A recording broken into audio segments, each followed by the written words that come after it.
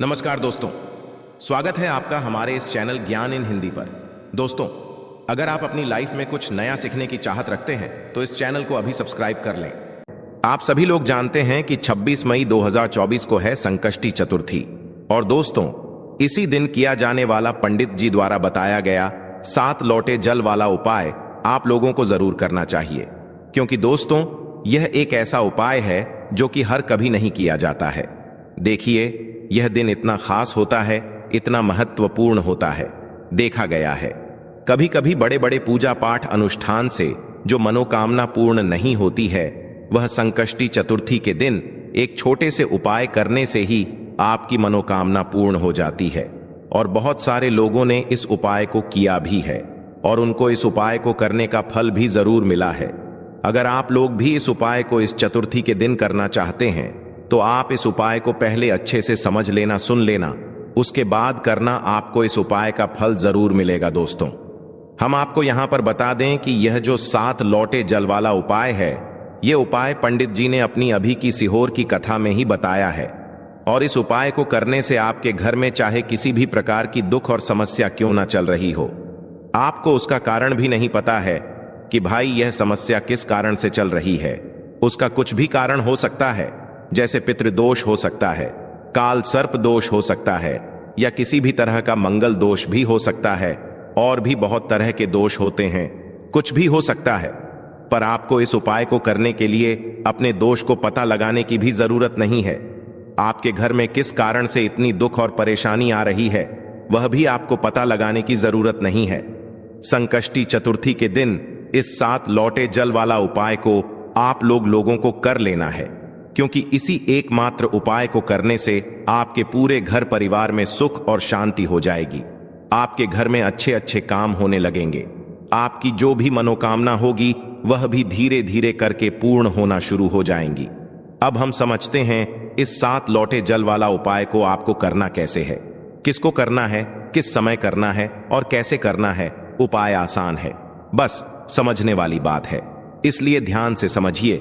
उसके बाद ही आप लोग जो है इस उपाय को जरूर कीजिएगा। सबसे पहली चीज हम लोग यह समझते हैं कि इस 7 लोटे जल वाला उपाय को इस आने वाले संकष्टी चतुर्थी के दिन किसको करना है। तो देखिए, इस उपाय को घर के सभी सदस्यों को करने की बिल्कुल भी जरूरत नहीं है। घर में से कोई एक मुख्य बड़ा सदस्य ही इस उपाय को करेगा तो उस घर परिवार के सभी सदस्यों को इस उपाय को करने का फल मिल जाएगा। पर वो बड़ा सदस्य कौन होगा, कौन व्यक्ति इस उपाय को करेगा, तो यहां पर देखिए हम आपको बता दें, घर की जो बड़ी माताएं बहनें होंगी, घर की बड़ी माताओं बहनों में से कोई भी एक माता बहन इस वाले उपाय को कर सकती है अपने पूरे घर परिवार के लिए। घर में सभी सदस्यों को इस उपाय को करने की जरूरत नहीं है। मात्र घर की जो बड़ी माताएं बहनें हैं, उनमें से कोई भी एक माता बहन इस वाले उपाय को करेगी तो उसके घर परिवार के पूरे सदस्यों को इस उपाय का फल मिलेगा।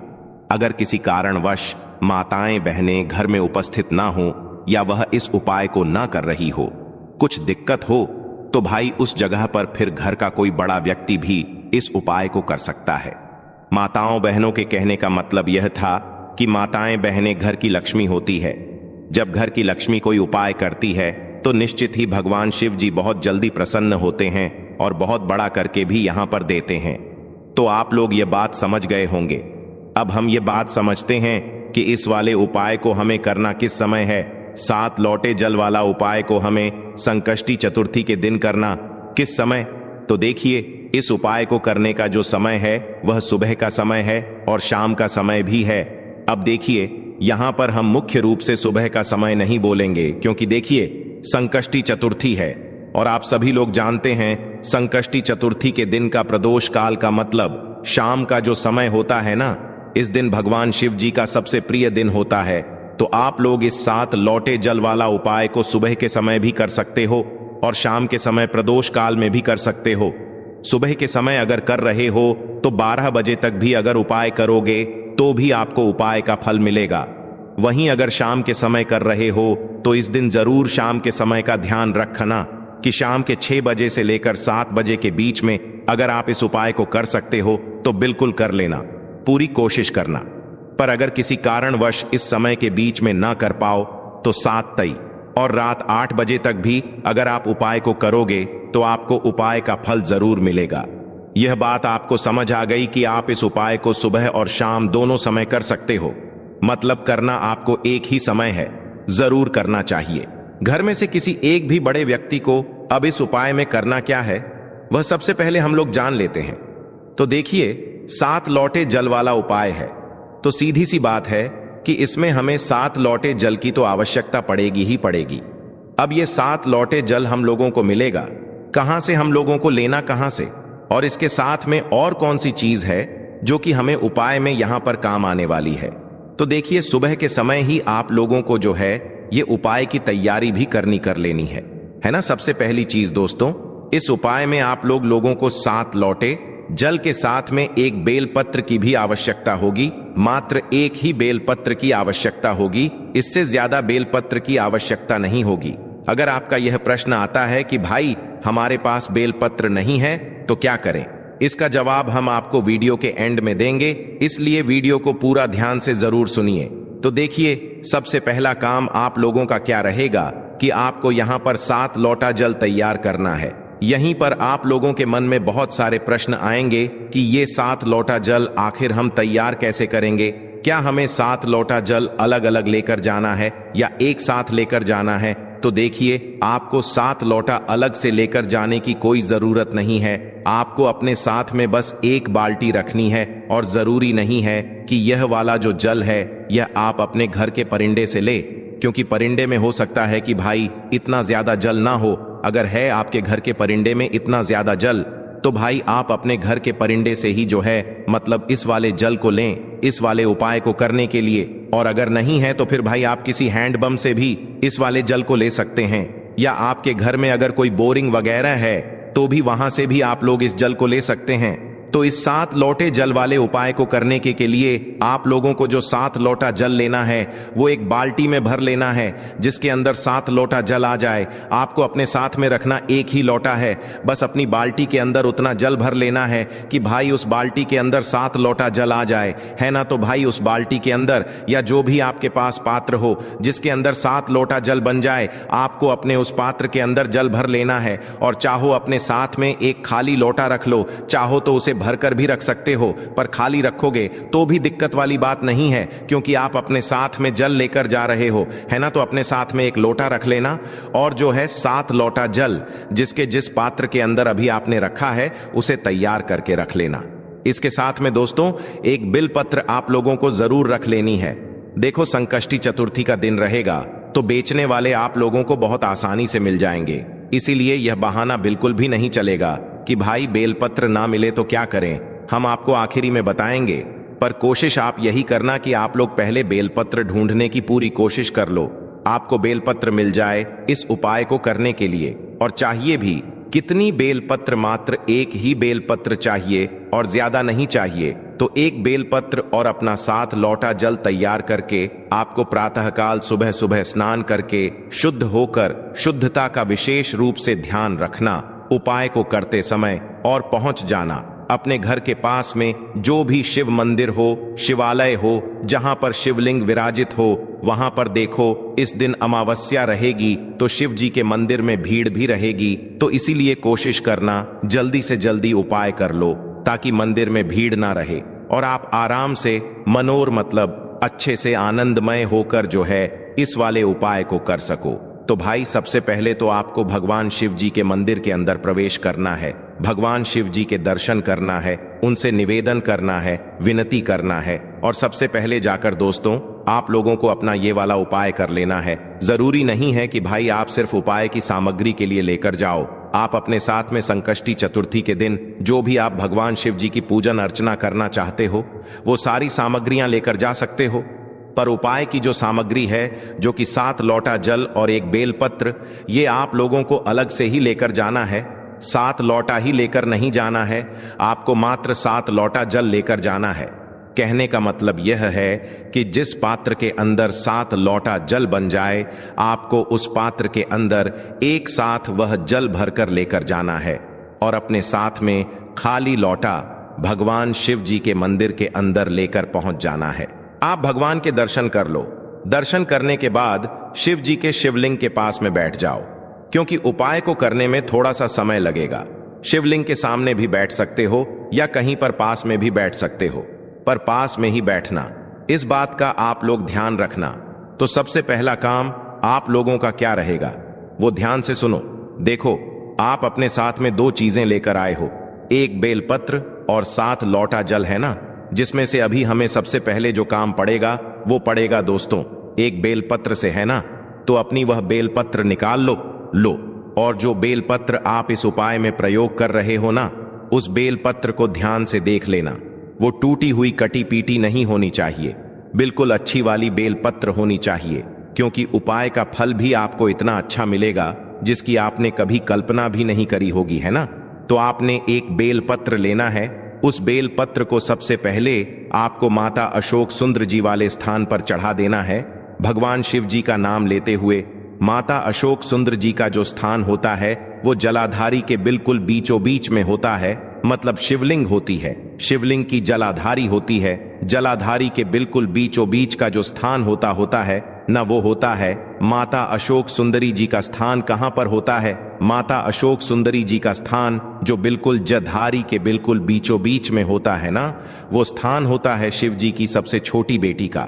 तो सबसे पहले अपनी इस बेल पत्र को आपको माता असु सुंदर जी वाले स्थान पर चढ़ाना है।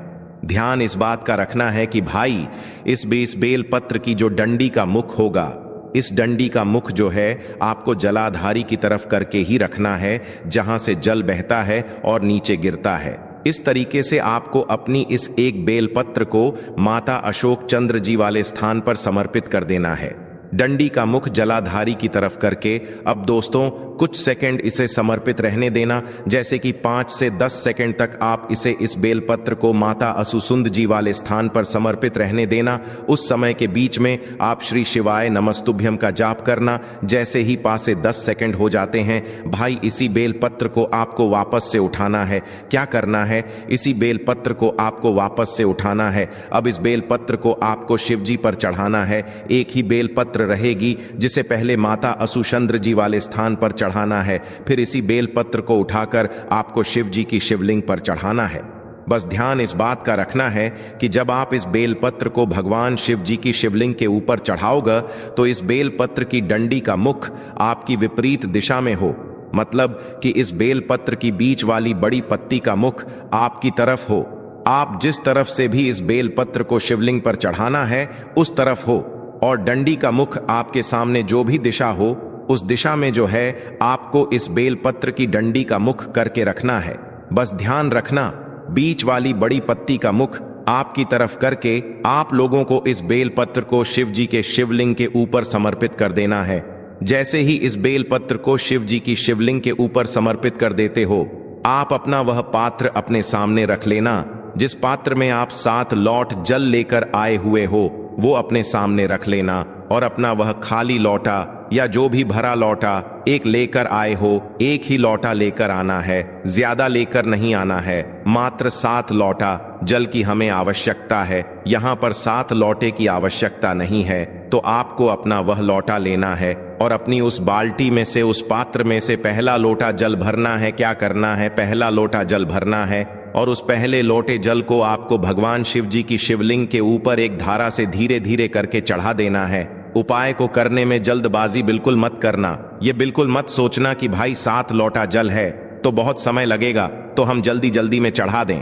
जैसे जल चढ़ाया जाता है एक धारा से धीरे धीरे करके भगवान शिव जी का नाम लेते हुए, श्री शिवाय नमस्तुभ्यम बोलते हुए, वैसे ही आप लोगों को हर लोटा जल को चढ़ाते जाना है। जैसे कि पहला लोटा जल आपने मतलब अपने पात्र में से भरा शिव जी की शिवलिंग के ऊपर करा, और एक धारा से धीरे धीरे धीरे करके आप लोगों को चढ़ाते जाना है। श्री शिवाय नमस्तुभयम का जो है मन ही मन जाप भी आप लोगों को करते जाना है। पहला लोटा जल चढ़ा दिया, फिर दूसरा लोटा जल भर लो, दूसरा भी एक धारा से धीधी करके चढ़ा दो, फिर तीसरा लोटा जल भर लो, वो भी चढ़ा दो, फिर चौथा लोटा जल भर लो, वो भी चढ़ा दो, फिर 5वां लोटा जल भर लो, वो भी चढ़ा दो, फिर 6वां लोटा जल भर लो, वो भी चढ़ा दो, फिर 7वां लोटा जल भर लो, मतलब आखिरी वाला जो लोटा है उसको भर लो, और वो भी शिव जी की शिवलिंग के ऊपर एक धारा से धीरे धीरे करके श्री शिवाय नमस्तुभ्यम बोलकर आप लोग चढ़ा दो।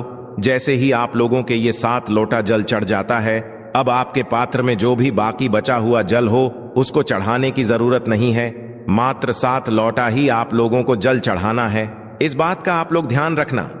उस लो मतलब जो जल बचा हुआ है उसको आप अलग से रख सकते हो, है ना भाई।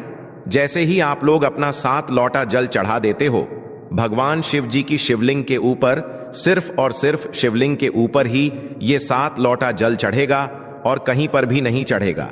जैसे ही आप ये 7 लोटा जल शिवलिंग पर चढ़ा देते हो तो भाई अपनी जो बेल पत्र आपने शिवलिंग पर चढ़ाई हुई है, जिसके ऊपर अभी आपने 7 लोटा जल चढ़ाया हुआ है, भाई उस बेल पत्र को अब आपको उठा लेना है। भगवान शिव जी का आशीर्वाद समझते हुए, उनसे विनती और उनसे मनोकामना बोलते हुए, और इस बेल पत्र को उनसे मांग लेना है। शिवलिंग पर से इस बेल पत्र को उठा लेना है और उठाकर भगवान शिव जी का आशीर्वाद समझकर, भगवान से विनती कर कर, उनको धोख देकर इस बेल पत्र को अपने घर पर ले आना है। संकष्टी चतुर्थी के दिन ही जब आप इस उपाय को कर रहे हो तो अपने घर ले आओ इस बेल पत्र को। इस बेल पत्र को अपने घर पर लाकर किसी भी अच्छे और शुद्ध स्थान पर रख दो। जैसे कि भगवान जी आपके घर में जहां पर विराजित हैं, उस स्थान पर जाकर आप लोग जो है इस बेल पत्र को रख दो। देखो, इस बेल पत्र को रखने के बाद जो है अभी आपका उपाय पूरा नहीं हुआ है। इस बेल पत्र को आप अपने घर में 11 दिन तक रखो और संकष्टी चतुर्थी के दिन से ही गिनना। जैसे ही 11 दिन आता है तो भाई उस दिन आप लोगों को अपनी इस बेल पत्र को उस स्थान से उठाना है जहां पर आपने इस बेल पत्र को अपने घर पर रखा हुआ है। फिर इस बेल पत्र को आपको किसी भी नदी, बावड़ी या तालाब या सरोवर के घाट पर लेकर जाना है। मतलब इस बेल पत्र को आपको विसर्जन करना है। आप है ना किसी भी बहती हुई नदी में या बावड़ी में या तालाब में या सरोवर में, वहां पर जाकर जल के अंदर इस बेल पत्र को प्रवाहित कर देना है, विसर्जन कर देना है। अगर नदी, बावड़ या तालाब ना मिले तो किसी भी वृक्ष के नीचे, चाहे बेल पत्र का हो, चाहे आंवले का हो, चाहे पीपल का हो, किसी भी बेल पत्र के या किसी भी वृक्ष के नीचे आप लोग इस बेल पत्र की पत्ती को ले जाकर विसर्जन कर सकते हो और भगवान से अपनी मनोकामना बिल्कुल बोल देना। जब आप इस बेल पत्र का विसर्जन कर रहे हो, जैसे ही आप इस बेल पत्र का विसर्जन कर देते हो पेड़ के नीचे, चाहे नदी, बावड़ या तालाब या सरोवर के पास में या जल के अंदर, तो भाई आप उस समय अपनी भगवान से वह मनोकामना एक बार फिर से बोल देना जिस मनोकामना के लिए आप लोग यह वाला उपाय कर रहे हो। एक मनोकामना जब बोलना, जब आप अपना 7वां लोटा जल चढ़ा रहे हो, चढ़ा दिया हो, उस समय बोलना।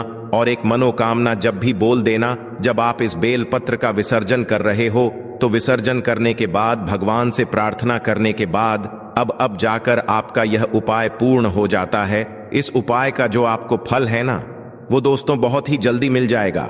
आपने इस उपाय को सबसे पहली बात तो संकष्टी चतुर्थी के दिन किया है, और ये एक ऐसा उपाय है जिस उपाय को करने से भगवान शिव निश्चित ही प्रसन्न भी होते हैं।